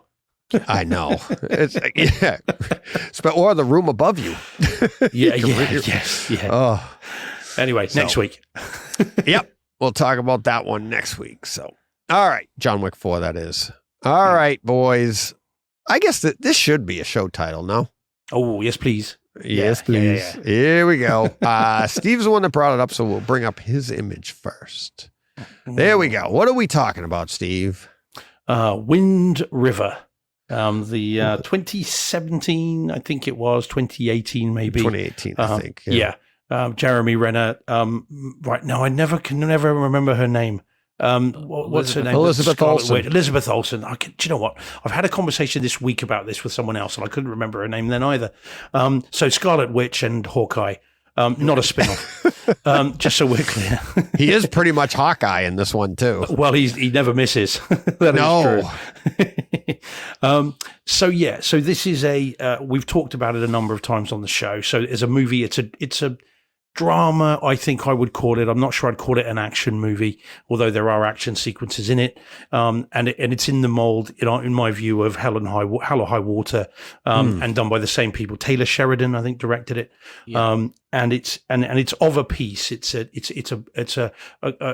meditation on grief. It's a meditation on loss, and a drama about a young girl who is ostensibly killed. And it becomes a little bit of a whodunit and a detective story as well, all wrapped up in a story that unravels as it goes. And it's a movie that I really, really like. I never saw it when it came out, never heard of it up until about 6 months ago when somebody on Twitter said, "Oh, I'm going to rewatch this movie," and they're like, "It's great." And so I bought it very cheaply because it's an older film and watched it and was blown away. And just was like, wow, this was great. And I've been bending your ears about it ever since, guys. Yep. So, because I just everyone needs to see it. And so it's a great movie. And I rewatched it this week for only the second time, knowing that we were going to be watching it again after you guys bought it last week. And so the home theater side of it is for a so-called quiet movie, or a drama, shall we say. At times, I think it's excellent. At times, for a 1080p 5.1 DTS HD, Neural X upmixed track, at times it's very nice. There is a score that has voices in it, which nicely kind of move around the room. There is some gunplay in this, and when the guns go off, again, I know I say it a lot. These really do sound like cannons. It sounds like something's been fired from a ship.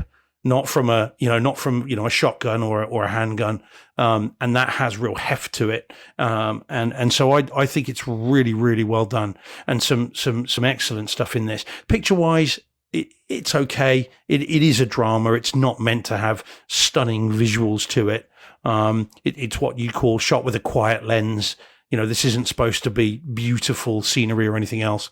This is all about drab, unattractive landscapes, I suppose, until perhaps the very end. So yeah, I thought it was great, and I'm very curious to see what you guys think of it. And I was tempted to text you both when I knew that you'd seen it, but I thought I've been digging nails into my thighs, waiting so that I wouldn't text and just find out live. So, and I've already given it away because I had to ask Deej earlier. So I know what he thinks of it. Yeah, I couldn't help it. So John, tell me what you think, because I know what Deej thinks. Now, first of all, I'm going to be honest. There's not a high bar for me because I'll watch Elizabeth Olsen wash the dishes. The judge told you not to do that. Yeah, I think that's what the restraining order said. Yeah, it wasn't going to take a lot for me to enjoy this movie. But no, you're right. I really did like it. I thought the story was great. I thought the messaging was disturbing, but also necessary to some degree, because I think a lot of people don't know the circumstances of what happens in this movie. I watched a TV show recently, was called Alaska Daily, and it had similar themes to this movie. So I think without giving too much away, I thought that was pretty good. But yeah, now as far as the visuals go, I thought some of the scenes of just the mountains and the snow, I thought were pretty stark with the white. I thought sometimes the visuals were pretty good. And then especially towards the end, which I think the scene you're talking about up on the mountains, it looked excellent. But I thought some of the visuals here were really good. I guess anytime you get that just stark white, it can look pretty good. But yeah, I really liked it. Again, I thank you for recommending it. I was always going to watch it once I found out who was in it, but took me a bit to get around to it. But yeah. What did you make of the audio, John? I thought some of the scenes with like the skis, the snow skis and things like that, I thought sounded pretty good. There is some gunfire. There's some gunplay that happens towards the end of the movie that I thought had punch, and I thought it sounded pretty good. Especially like, I guess without giving things away, the first shot fired, I thought had a bit of punch to it. So yeah, I thought, again, for a Blu-ray disc that didn't have Dolby Atmos or anything, again, we all upmix, so we get pseudo Dolby Atmos anyways. But I thought it was decent. Again, it's not John Wick or Lucy, but yeah, I mean, I thought it was decent. Good. Yeah. Yeah. All right. I forgot to put John's picture up that whole time. My picture. Again, for another rolling menu that I couldn't get.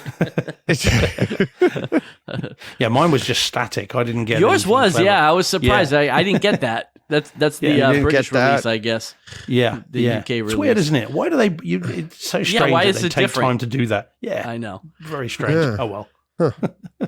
Yeah, that's weird. There's mine. And you can look at all the other tiles if you'd like. Yeah, on Kaleidescape, same thing, 1080p, DTS Master Audio. Just to build off of what John was saying about the audio, I thought it was fantastic. I thought most of this movie was meant to be quiet, dialogue-y, talky, as So people it's a would bit say. talky, but Yeah, it's a bit talky, but it's supposed to be. It's a drama. Right. It does open up with some really nice punch in some gunshots in the opening scene that, literally will make you jump deep. I mean, you could tell what kind of gun he's using. It's got really, really good punch, comes up again later. And like you said, with the walking whether the quiet scenes, walking in the woods, there's, you can hear the snow. You can hear it under their footsteps. You can hear it under the, snowmobiles, that the sounds, that the way, Steve and I mentioned this before we started recording. It is kind of tough, after what happened with Jeremy Renner, but you see how proficient he is on one of these things, the way he's riding those and the way you drop a knee, just like on a motorcycle and stuff. He's dropping a knee. He's doing a lot of stuff, flying. They make a little joke about it in the movie as well. But as home theater wise, I thought the picture was great representation, I should say, of what kind of movie it was. Like, it was very drab, but then they get outside and, you get a feel of, it felt cold, and the bright whites and seeing the landscape the way it was.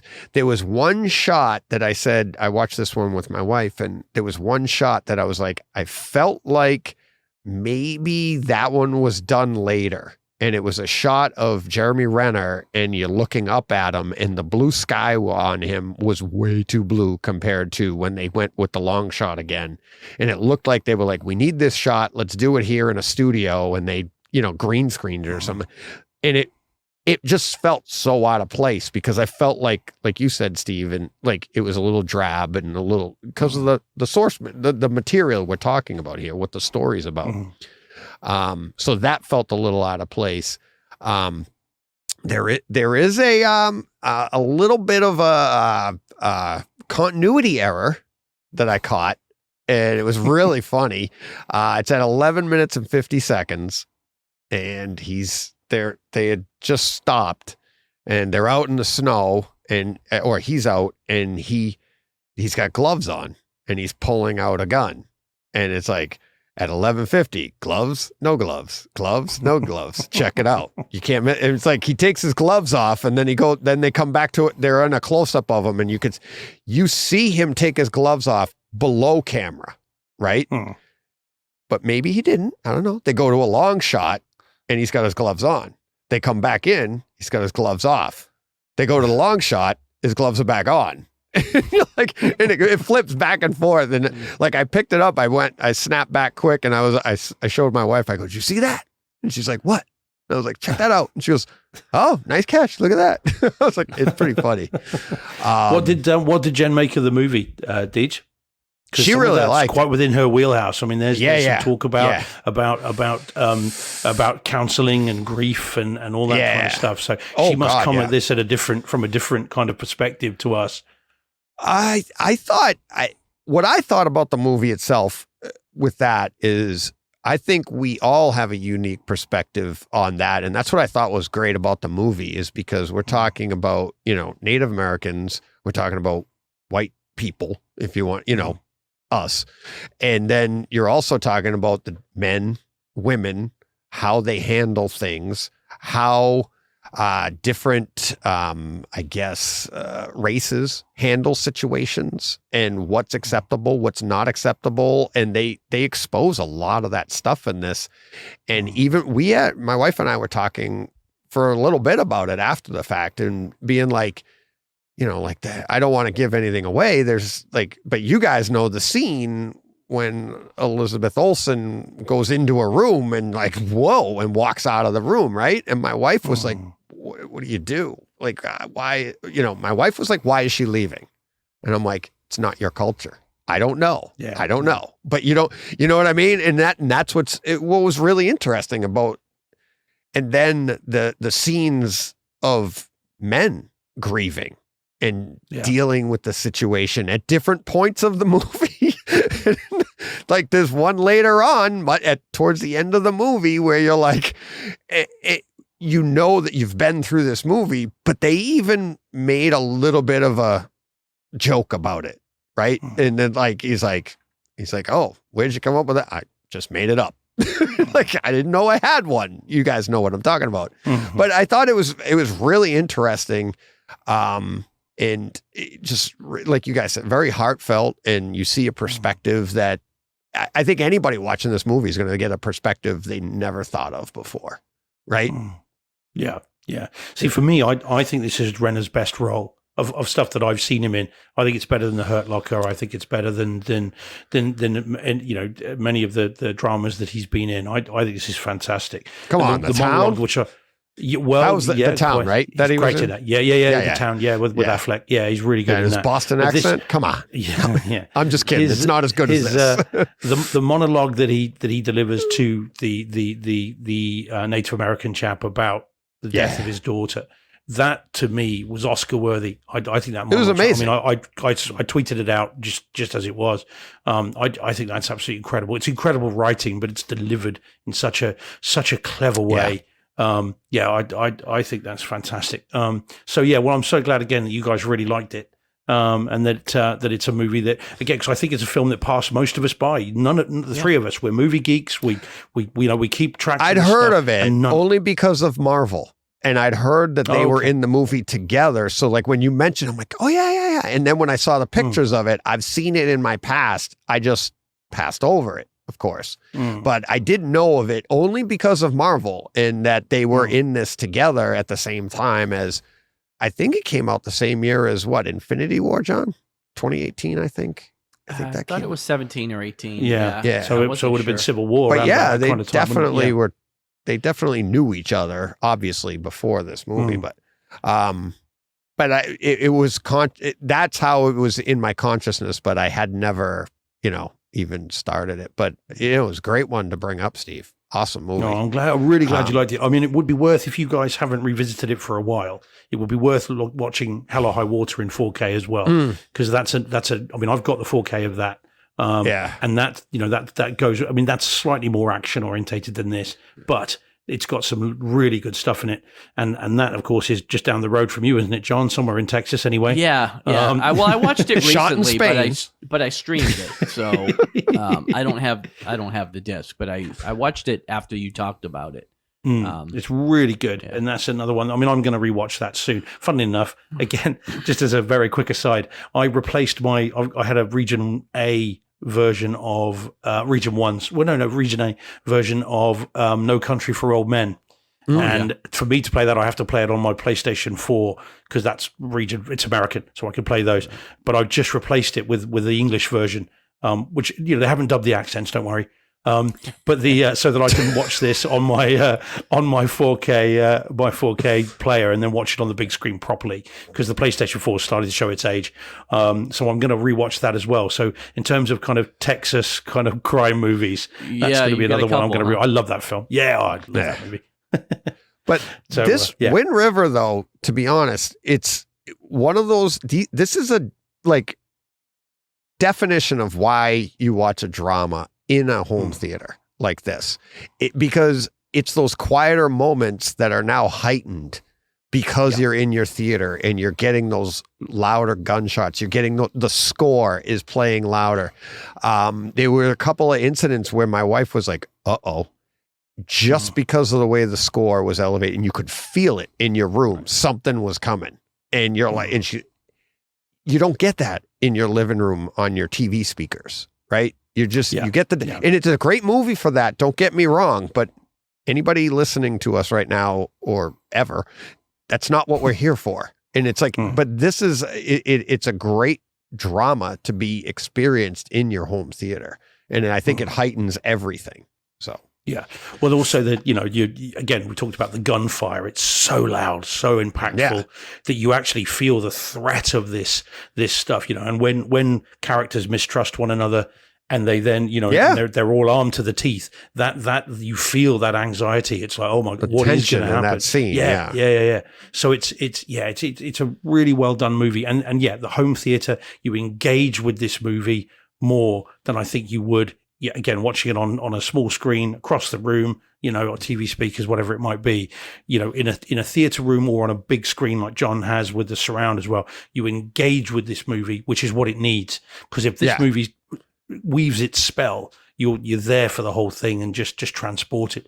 It's great. It's a really, really good movie. So you guys are thanking me, but I'm thanking the guy that recommended it to me on Twitter 6 months or so ago, and because I'd never even heard of it, didn't know it from anything else. And it's great. It's always nice when you have a blind buy that turns into a really, really good film. So that's great. So excellent. Excellent. Right, we better get moving, guys. Looking at the time. Yeah, we got 15 minutes.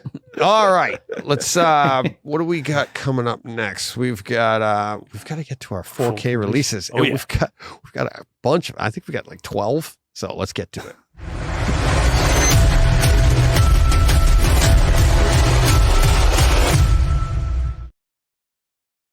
All right, coming up. All right, let's see. We've got Creepshow coming June 27th. These are all coming out Tuesday, June 27th. 4K releases. Creepshow from 1982.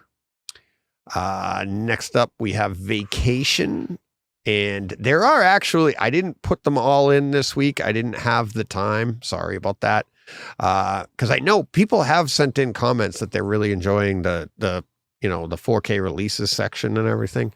But there's multiple Vacation versions coming out, some Steelbook. I just didn't, like I said, I didn't have time to actually add them all into the pictures. So we have Vacation coming, Evil Dead Rise from this year. Oh yes, and that's Vacation that's the 1983 Vacation is getting a 4K release. So, but we have Evil Dead Rise coming from this year. So, Steve's probably really excited for that one. Oh, it was great when I saw it first time around, so I can't wait to see it in 4K and HDR. Oh yeah, although Todd was not very keen on it, and he saw it on Kaleidescape, so that slightly worries me in terms of the quality of the disc. So he didn't like the quality, or he just didn't like the movie? I don't think he particularly liked the film, but he wasn't exactly effusive in his praise of the movie either, of the transfer. So that worries me, because this should look amazing. So I'm a little bit worried now.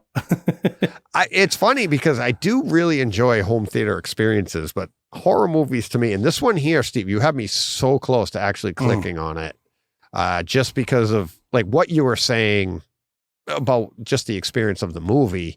And I'm like, oh, it's going to be great at home. But then Todd, I'm like, no, I don't know. Me too. Like, that's too bad. I mean, because if I'm not getting the home theater experience out of it, I'm really upset. Yeah. Oh yeah. I mean, I'm buying it whatever, because I really enjoyed it. So I'll get it and give it a go in mine and see, and then I'll let you know what I think of it. But I'm hoping it's going to be amazing, because I really, really did enjoy it. So yeah, fingers crossed. Yeah. And John, one of your favorites. Yes. Mallrats. Does it need 4K? That's what I was going to say, but does. I'm still going to pick it up. Yeah. It's a great movie, and I've got the Blu-ray of it. I think I might pick up the 4K. We're going to swap round on this, John. If you're going to buy it on release day, I'll buy it when it comes down in price.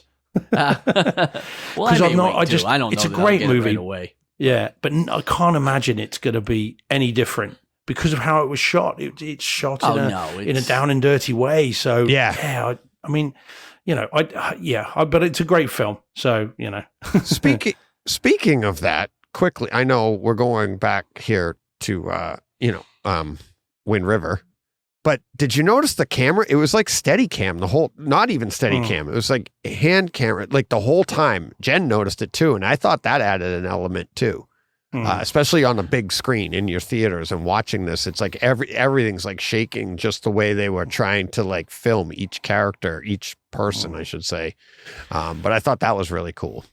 Just trying to bring you into the scene. It's to make it look less stagey and more realistic, isn't it? Yeah, and it's supposed to be subliminal. You're not really supposed to notice it particularly, but I think that's what that's all about. This is not a movie. This is real life, and anything can happen. But once you notice it and you start looking at the edges of your screen and everything's going, it's pretty cool. And then you just get right back into it because you're so like your eyes are so situated on the characters or on the people on the screen. So, all right, let's keep this moving. Waterworld in 4K. I've heard some good things about this too. Yeah, the only problem is, just so everybody is aware, it's still 4K. Man, I like Waterworld. I really like I do too. I do too. Yeah. I have it on Laserdisc all the way up. I mean, I've had it on everything but Laserdisc. But I've got the Arrow Blu-ray of this because the 4K is only of the theatrical cut. So the director's cut and it's a significant and substantial director's cut and is better. Is only on the Blu-ray, not in the 4K disc. So I was ready to get this, but I don't want the theatrical version. I want the director's cut. So I'm going to probably stick with my Blu-ray until this really drops. Because the Blu-ray is no slouch. It looks really, really good. But this does have an Atmos mix. So, but I want the director's cut. You're talking 40 minutes extra.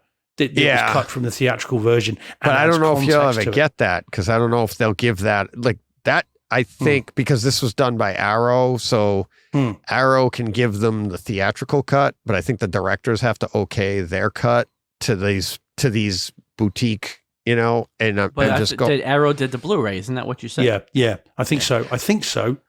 Yeah. I'm not. I'd have to check to be 100% sure, but I think it was an Arrow release, and that was the director's cut, and it had the theatrical on another Blu-ray as well. So you had all three. There were three cuts. There is the theatrical, there's the television cut, and then there's the director's cut, and all of those were on the Blu-ray. But this version only has the theatrical version in 4K, and the other and Atmos, and the other two are the normal Blu-ray. So people just need to be aware of that, because people will go and put their money down thinking, well, it's going to be all singing, all dancing. Right. It's not. So it's just a public service announcement. Singing and dancing. I don't remember that. Yeah, well, that's a whole new version. Yeah, you've got it's if George Lucas had his chance. I know how much you love Jabba's Palace and the special I didn't even edition. See. Yeah. And that's from 1995. Wow. No. Jeez. So. All right. Next, Motel Hell. Steve, would you like to tell us about this? I've seen this movie. Have you? You know, I haven't seen it. So there you go. John, would you like to tell us? This is from 1980. I don't remember it. I probably saw it in 1980 when it was running on HBO, but I have seen it. I don't know that it needs a 4K. I mean, I can't tell you anything about it. I don't really remember it, but I do know I saw it more than once. And the biggest reason why I remember is the advertising, because you got the lighted sign that said Motel Hello, and then it just kept flickering off to be Motel Hell. That's all I remember about it. So they end up making the comic book, right? If that sells it for you, then go ahead and buy it. But I don't know. I don't think I'll be picking it up though. In 4K. Yeah. Cold Eyes of Fear with, I think, Pat Benatar? I don't know. It looks like her, but that's 1971. I don't know if she was that old then. No, it's not Pat Benatar. Doesn't it look like her, though? A little bit. Yeah. Trying to read underneath, because it tells you starring Giovanni Fernando. New 4K HDR restoration of Enzo G. Castellori's 1971 Giallo. Yeah, scored by Ennio Morricone. So, okay. What it says on there. Yeah, it's Italian film, I guess. Yeah, so. right. Mm-hmm. Marconi? You should love it, John. Yeah. There you go. Well, Giallo is Italian for yellow. Yeah. So. Mm-hmm. There you go. All right, getting into more of our genre area. Mission Impossible 1, the first one, coming out. Steelbook. Yep, it's already out. And then Mission Impossible 2, also Steelbook coming. Geez, I wonder why. You talk about movies with continuity errors, Deej. That one's always famous for the bike thing at the end, where there's close up of the bike tires, and they keep changing between road and off road tires. Yeah. Because they're really close, they're right close in. Just like it's blatant.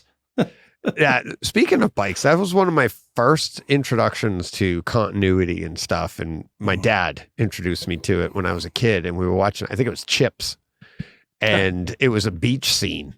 And they took off on the beach on their motorcycles, and you hear, Wah! And they take off down the beach, and my dad goes, "What's squealing?" It's causing the squeal. Yeah, sand, right?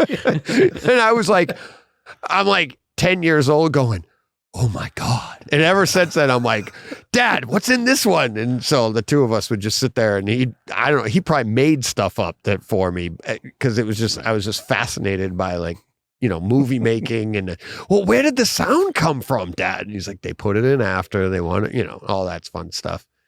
But yeah. Oh, well. All right. This one here, what are we doing? It's like, it's this is the Universal Essentials Collection. 30th anniversary Essentials Collection type. Yeah. what is this? I really had no idea, like, what's going on here. Why Jurassic? We're talking about Jurassic Park, the original. It's getting a new release, and I don't know if there's any kind of additional anything to it. I have another bite at the apple, I think. Yeah, I guess. I don't know. I mean, I was hoping there was something that, like, it hasn't pretty much everybody already bought it. I do like the cover art, though. I do too. Oh, well, no, I think it's very clear what the difference is. They've recast the Richard Attenborough part, and now it's Colonel Sanders. Yeah. So it's it's all good. Finger licking dinosaurs. It's all good. Yeah. JFC. Yeah. There you go. Yeah, it's in DTSX. Just like the original, just like the other 4K version. I haven't been able to see any kind of probably identical press. Yeah. So it's just a 35th anniversary or whatever it is. 35. 30th.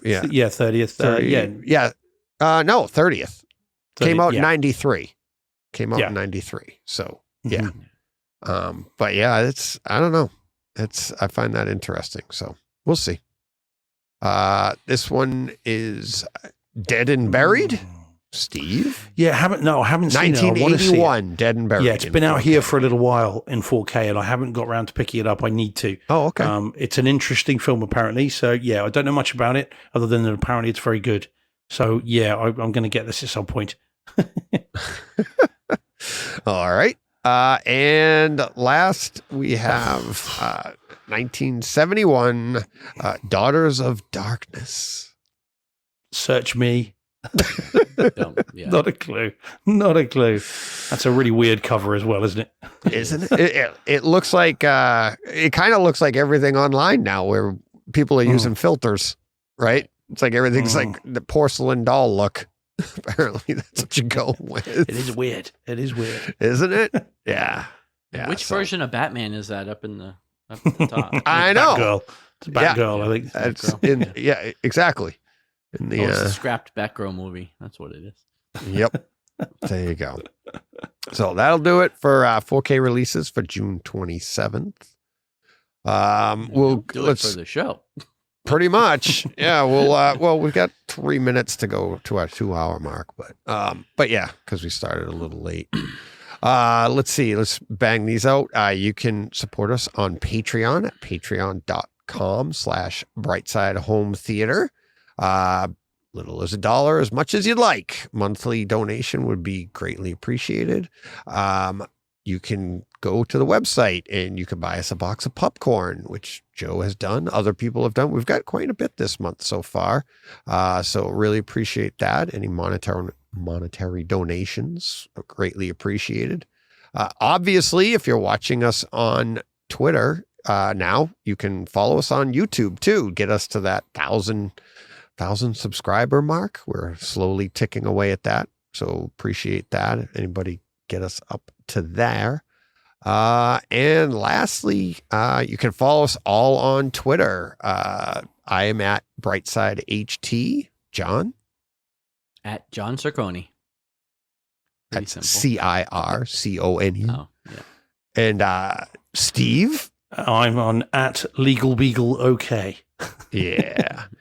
And we have on Twitter now, I don't have a graphic for it, but we have a new community, Brightside community going there. It's going pretty good.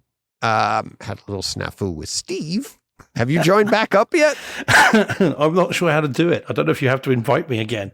I don't know how to do tried. I think all you got to do is just invite yourself. Oh, fine. Okay, I'll do it then. I'll do it. Click on it again. Yeah. So, yeah. I was promoted and then demoted. Yeah. Did you hear about that one, John? No. Oh, I'll tell you off air. It's pretty funny. Steve is truly the antithesis of Brightside Home Theater. It's great having him on board. Discerning. Discerning member. Yeah. So, but yeah, if you're not on Twitter, and I understand why people are gun shy of Twitter, that's the right term. If people don't want to be on Twitter, but this new community thing is pretty cool because you could just get on and get right in the community and don't ever leave. It's awesome because then all you see is home theater stuff. And we're starting out. We've got 30 plus members right now. And what the heck is that? What? You're on? Nothing's changed? You guys can't hear that? No, nothing at all. No. Sounds the same. Something just played in my headphones, and I have no idea what it is. No. Don't know. I have Is it the special? Is it the special videos you've got? It was on a your computer, commercial Deej? for something, but I don't know where it came from, and I don't. But you guys couldn't hear it? No, nothing at all. No, it Oh sounds my normal. God. Yeah. No, Is it just in your head, Deej? Does this happen often? that's that freaky. The voices in your head. No, Yeah, it yeah. had music. It was like show tunes. It was a commercial for something, and I was like, "What the heck was that?" And I was like, "I didn't hit anything or anything." But anyways, Okay. A psychotic break, Deej. It's a bit, early in the evening for that. apparently, yeah. So, we have a few listener experiences, but we'll move those to next week because we are running late. So, thank you to everybody for participating. We did get, let's see, we got this one here as a comment. Eric Ridgely says 4K Avatar 4K on Kaleidescape must own. So apparently he's taken the day and already seen it. So Yep. I've seen a few scenes of it and it is fantastic. But I hadn't recognized that name before. Sorry if you've been No, around. I think he's new. So pretty cool. Pretty cool. Thanks, Eric. Yeah. Paul Hurt. Shortwave. Did you do that to me, Paul? Shortwave radio interference. Something beamed from that space. was weird. Yeah, that was very weird. Yeah, so comments for next week. There is a great Audioholics podcast out. Danny Speakers talked about it. If you guys haven't had an opportunity to listen to it, check that out. Go to Audioholics podcast. Brent Butterworth isn't on it anymore. It's the one that Brent was on before. It's got a new host, and the latest one has a gentleman on there. It's Paul probably knows him. He's a recording engineer, and he talks about the physical media. He talks about audio tracks and what it takes to make them, the compression of them, what streaming does, what this and that. And it really is. It's pretty amazing podcast for home theater people to listen to because it really gives you an idea of what goes into getting these out and stuff. And we could talk about it more next week if you guys listen to it or something. But I really, really enjoyed it. I'd love to talk about it more. So, but yeah, other than that, I had that in the notes too. So other than that, do you guys have anything else? Nope. Nope. That's it. We'll tune in next week. Same bat time, same bat channel. I think it is. Yeah. We don't know what universe we're going to be in, but No, well, quite obviously. yeah, obviously. So, all right. And probably John Wick for next week. John Wick Yeah, 4. I'll definitely have seen it by next week, even if I've got to watch it in little bits. But I'm going to try and see the whole thing. Have you seen in it one go. before, Steve? Yeah. Oh, yeah. Oh, I've you seen it. have? I saw a Okay. screener. Yeah, in the cinema room. Oh, but, God. But I You and watched your the first 5 screeners. minutes. No, I know. And I watched the first 5 minutes of the 4K disc and was just like, wowzers. Yeah. So I've got to choose my moment. I'm probably going to watch it again before then. So I'll say It is great. It is. It really is. So, all right. That will do it for this week. Everybody have a great week. And Go push play. What he said.